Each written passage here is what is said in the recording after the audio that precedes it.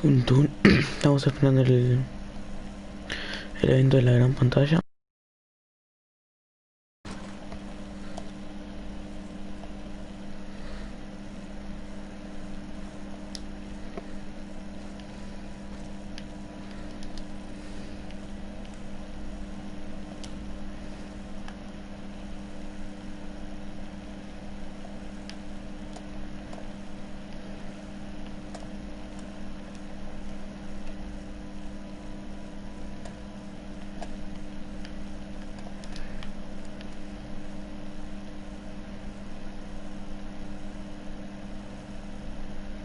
Show us we nothing, or to show us we only welcome when singing or balling. Shut up and dribble. Word.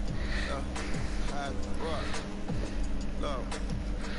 Hey everybody, I'm Carrie Champion. Welcome to We the People. So today we are having a very candid conversation with athletes and artists who want to make sure that you use your voice to vote. Voting is your voice. So we have so many different issues that have happened in this country. It's really truly unprecedented.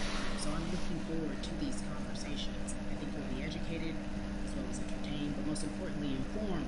We have morethanvote.org, weallvote.org, and fairfight.com. We try to change our country.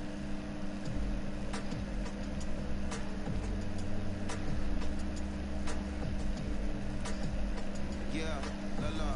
There's no way that we can talk about hip hop or even the fact that we won't talk Apaga el about micrófono que escuchen. without bringing in this guy straight from Port Arthur, Texas. We are talking about Bumby. He is an activist, a scholar, and an all-around gentleman. Thank you so much for spending some time with us. Bun, I don't want to start heavy, but I guess I have to because that's where we are in the world today. It's heavy as hell. And when you think about what needs to happen in this country in terms of change, what's the first thing that you think of? Equality.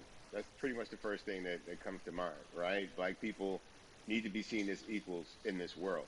You know, we had to fight just to be recognized as a full citizen in this country and not three-fifths. The world is now seeing what we've known for so long in the culture and in the community. The one way that we can fight is obviously voting. Talk to me about what voting means to you. I hear people all the time talking about one vote doesn't matter and that voting doesn't make a difference.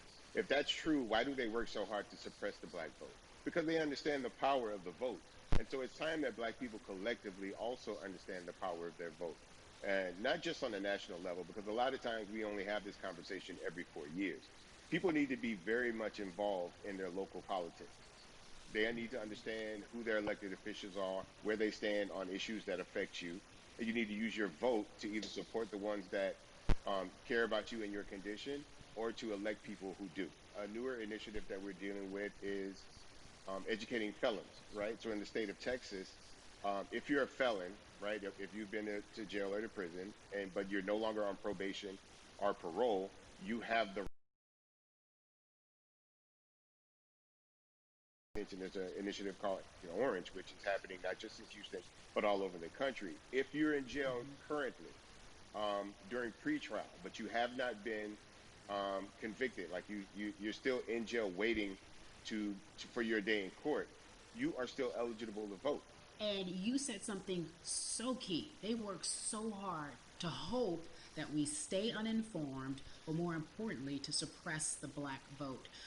If you could do one thing with this message that we're trying to send today about how important voting is, what type of images would you like our people to understand and see when they go to these polls and vote or when they cast their ballots? I think the images that we've all seen, you know what I'm saying, for decades in this country, if not centuries in this country, we've seen black people oppressed. We've seen black people attacked. So every time you look back and you see those old black and white images of people of color being attacked by dogs and people of color being sprayed with hoses, that's what they were fighting for. Back then, they were just fighting for a chance to vote. People like Martin Luther King Jr., people like Malcolm X, these people died to help us be in a position to have the power that we have now, which is to be able to cast a vote and make a decision about the people that have controls over our lives. So, I mean, if you in your own community need a reason to vote, look at a person like George Floyd. If the people in your city are not open to police reform, are not open to having a conversation about defunding the police, are not open to issues concerning economic equality, judicial equality, and racial equality, right? If they're scared to say Black Lives Matter, you have the power to put people in those positions who do believe that Black Lives Matter, who do believe in racial equality, economic equality, judicial equality, That's right. right? That's Who right. see us as human beings. And if the people in your community don't feel that way, vote them out. It's that simple. It's just vote them out. We don't have enough time to sit around and hope that people change their mind. Yeah, Bumpy, you point out something so important. We have the power, and that is in our vote, and that is with our voice, and that's how we use our voice. I think of where we are right now. People say this is a particular moment, but it is a movement, not just a moment, it is a movement. Why, in your opinion, was it George Floyd's death? Why was that the chosen brutality for people to say, oh my God, black people are still oppressed in this country, and it is not fair? I think it's twofold, Carrie. In so many different encounters with between people of color and the police, there simply is no proof of what happened in the interaction. Mm, And so what happens is in a court of law, it tends to lean towards the policeman's point of view, right? In this case, we saw very clearly what happened. I think the other thing is due to the fact that everyone was at home, basically during this time period in relation to the coronavirus. You couldn't avoid it, right? It was on every television station, it was on every social media platform. Everywhere you turn, you were constantly hit upside the head with this message. You see in the interaction that this man did nothing to deserve what happened. that's right. And I think it's so well said because if you think about it, in the grand scheme of things, it wasn't worth it, and he didn't have to lose his life. I think that you touched on something that a lot of people talk about, and that is now defunding the police. That has been such a huge conversation, but there's so many misconceptions around defunding and dismantling. Uh, if you will, educate the audience. All right, so most people, when they hear the term defund the police, they tend to think of, oh, they're going to take away our police department. Nothing could be further from the point. Defunding the police means that in certain communities, even Houston, take for example, we had over $1 billion allocated to our police force. Now, what is that money being used for? Some of that money tends to be allocated towards riot shields, right? Pepper spray, right? That kind of thing. That's only used against the people that fund this budget, right? So why would the people want to supply the police with the means to oppress them? If the police are concerned about the situations in certain Yep. communities with a higher crime, there's not there's not employment opportunities, right? There's not a lot of social services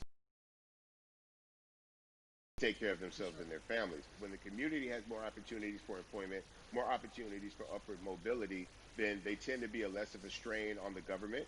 They tend to have a lower crime rate, and because of that, we'll have less need for the police in those communities. You are passionate about so many different things in terms of making sure that we are holding our leaders accountable. Talk to me about some of the other projects that you're working Well, right now, obviously, being a part of More Than a Vote is essential.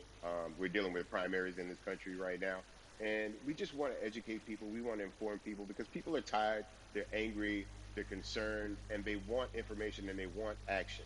And so we want to make sure that we give them the right information and lead them in the right direction. And we thank the people that do not look like us for standing with us right now because it's very on. Amen. important that people who aren't black be involved, because if black people could have gotten rid of racism, we would have done it hundreds of years ago. And so I'm trying to use my voice and my platform just to let people know that if they feel like I do, there's a number of places they can go to enact change in their community. People need to know about how their city council runs. They need to know that they have the ability to speak when city council meets, to let them know that that's not the way that they feel their city needs to be run.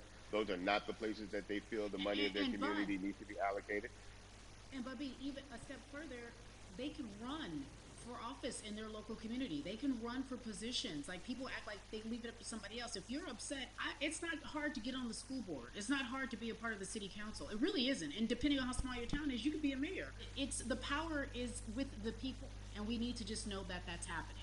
Absolutely. And it's always been with the people. You know, if you look at Trayvon Martin's mother, Sabrina Fulton, right?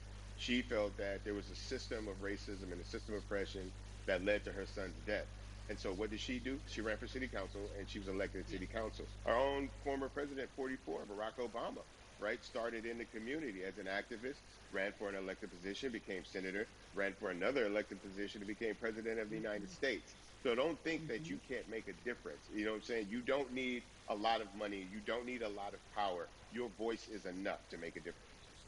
Amen. I feel like I need to go out and run for something. You gave me a rousing speech there, sir. I'd be remiss if I didn't ask you this. When I talk to My brothers, I have to ask you, as a black man, how are you doing? Are you okay? I'm good. I'm good. I have a very strong relationship with God, so prayer definitely works for me. I have children and grandchildren who are watching me, who are encouraged by what I do, and they're proud of me right now, and that's really what matters, The change starts at home, so as long as you have a support system that believes in what you're doing and supports you in what you're doing, you have everything you need to go out there and fight the good fight. And for those that don't, there's a community of people here to help you. So you can go to places like morethanavote.org. There are many different places that will encourage you, inform you, and they will put you with groups of people that feel like you, that are ready to take action.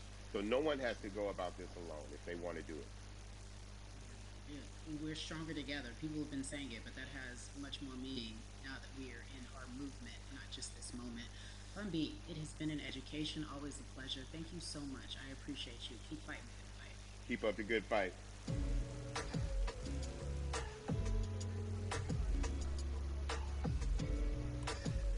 Yeah, la la.